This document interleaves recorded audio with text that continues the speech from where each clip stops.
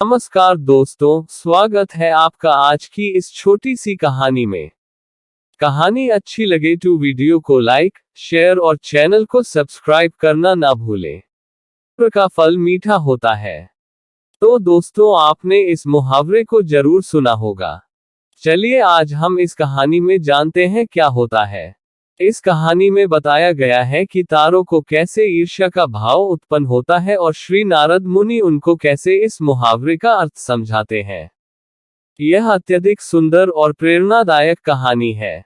जब सूरज अस्त हो रहा होता है तब हल्की हल्की संध्या से उत्पन्न होती है और चारों तरफ शांत वातावरण जैसा एक अंधेरा सा छा जाता है।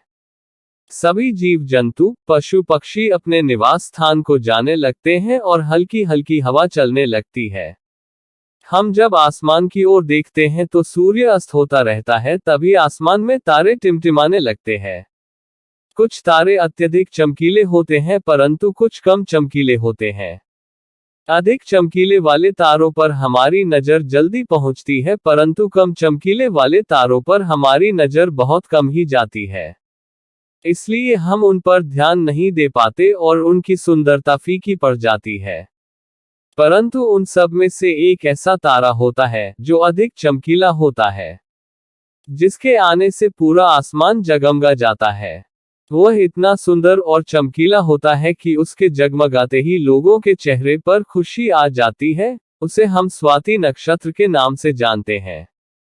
अत्यधिक चमकीला और सुंदर होता है, जिसके आने से लोग खुश हो जाते हैं।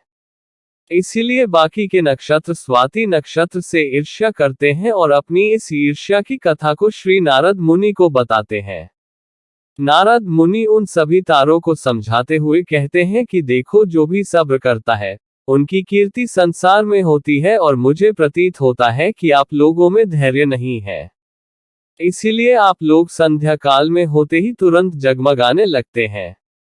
लेकिन स्वाति नक्षत्र अत्यधिक समय के बाद आसमान में निकट आता है, तभी उसकी प्रतिस्पर्धा इतनी अधिक होती है।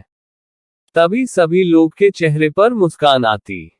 इसीलिए कहा जाता है कि हमें सब्र करना चाहिए क्योंकि उसका फल मीठा होता है। यदि तुम देर में आसमान में टिमटिमाते होते तो तुम्हारा भी महत्व होगा और तुम्हें भी लोग अलग नाम से जानेंगे।